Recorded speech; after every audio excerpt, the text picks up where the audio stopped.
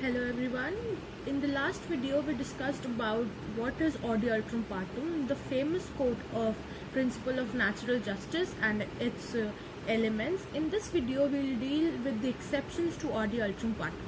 The word exception in the context of natural justice is really misnomer.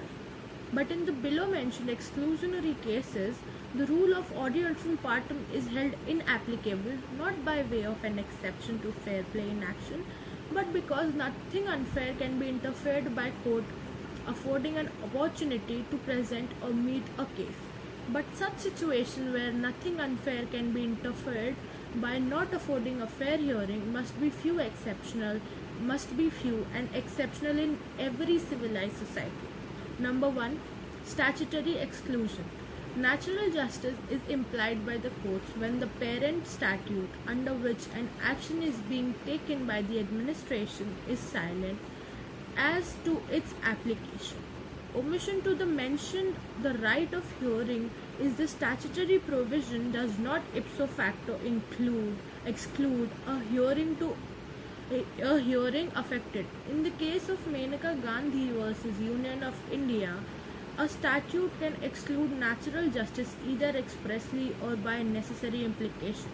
But such a statute may be challenged under Article 14, so it should be justified. In the court of Charan Lal Sahu versus Union of India, famously known as Bhopal gas tragedy case, is a classical example of the application of this exception. In this case, the constitutional validity of the Bhopal gas disaster Processing of Claims Act 1985, which had authorized the central government to represent all the victims in the matter of compensation award, had been challenged on the ground that because the central government owned 22% share in the Union Carbide Company and such that it was joint tortfeasor and thus there was conflict between the interest of the government and the victims. The court negatived the contention and observed that even if the argument was correct, the doctrine of necessity would be applicable to the situation because if the government did not represent the whole class of gas victims, no other sovereign body could so represent, and thus the principle of natural justice were not to attract it. Number 2 is legislative function. A ground on which hearing may be excluded is that the action of administration in question are legislative and not administrative in character. Usually an order of general nature and not applying to one of the specified person is regarded as legislative in the nature. Legislative action, plenary or subordinate, is not the subject to the rules of natural justice because these rules lay down the policy without the reference of particular individuals. On the same logic, principle of natural justice can also be excluded by a provision of the Constitution also. The Indian Constitution excludes the principle of natural justice in Article 22, 31A, B, C and 311 subclause C as a matter of policy. Nevertheless, if the legislative exclusion is arbitrary, unreasonable and unfair, courts may quash such a provision under Article 14 and 22 of the Constitution. In the case of Charan Lal Sahu versus Union of India, the constitutional validity of the Bhopal gas tragedy was involved. The legislation provided for the details of how to determine the claims and to pay them.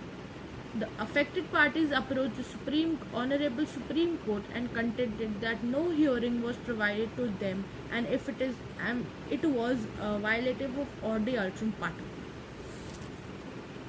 The Supreme Court held for legislation by Parliament, no principle of natural justice is attracted provided such legislation is within the competence of the legislature itself. Emergency in India, it has been generally acknowledged that in the case of extreme urgency where the interest of the public would be jeopardized by the delay or the publicity involved in hearing, a hearing before condemnation would not be required by natural justice, or in exceptional cases of emergency where prompt action is taken, preventive or remedial is needed, the requirement of notice and hearing may be avoided. Therefore, if the right to be heard will paralyze the process, law will exclude it. Number third exception to the principle of natural justice odi ultrum partem is impracticability. Natural justice can be followed and applied when it is practicable to do so, but in situation which is when it is impracticable to apply the principle of natural justice, then it can be excluded. In the famous case of Bihar School Examination Board versus Subhash Chandra, the board conducted the final 10th standard examination. At a particular center where there were more than 1,000 students, it was alleged to have mass copying. Even in the evaluation, it was prima facie found that was mass copying, as most of the answers were the same and they received the same marks.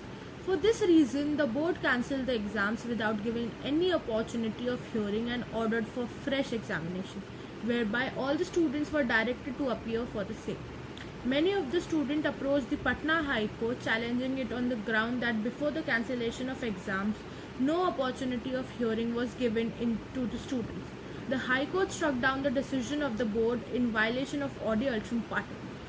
The board, unsatisfied with the decision of the court, approached Supreme Court. Supreme Court rejected the High Court judgment and held that in this situation, conducting hearing is impossible, as 1,000 notices have to be issued to every student and everyone must be given opportunity of hearing, cross-examination, rebuttal, presenting evidence, etc. will lead to which is not practicable at all and which is not possible, and it will waste the time of honorable High Courts and Supreme Courts also.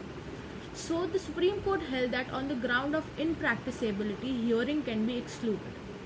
Number fourth is academic evaluation. Where nature of authority is purely administrative, no right of hearing can be claimed. In the case of Jawaharlal Nehru versus B.S. Narwal, B.S. Narwal was a student of JNU and he was removed from the rolls of unsatisfactory academic performances without being given any pre-decision hearing. The Supreme Court held that very nature of academic adjudication appears to negative any right of an opportunity to be heard. Therefore, if the competent academic authorities examine and assess the work of a student over a period of time and declare his work unsatisfactory, the rules of natural justice may be excluded, and it is the discretion of the academics to evaluate the student and not the performances of courts. Number fifth is interdisciplinary action. In interdisciplinary action like suspension, etc., there is no requirement to follow the principle of natural justice.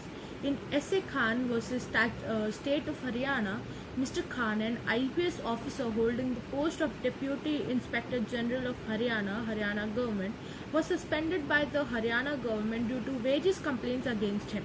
Thus, he approached the Supreme Court of India on the grounds of violation of principle of natural justice, as he was not given an opportunity of being heard. The Supreme Court held that the action therefore there is no requirement to afford hearing. It can be ordered without affording an opportunity of hearing. In the conclusion, the principle of natural justice has evolved through civilization. It has not evolved from the constitution but from the mankind and the rigorous and the continuous cases itself. Every person has the right to speak and to be heard when allegations are being put forward towards him or her. The Latin term odi ultrum partem is the principle of natural justice, where every person gets a chance of being heard. The meaning of the maxim itself says no person shall be condemned unheard. Hence, no case or judgment can be declared without listening to the point of another party. There are many cases where the principle of natural justice is excluded and no option is given to the party to speak. But natural justice means that the justice should be given to both parties in a just, fair and reasonable manner. Before the court, both the parties are equal and have equal opportunity to represent them and give justice to them. Thank you.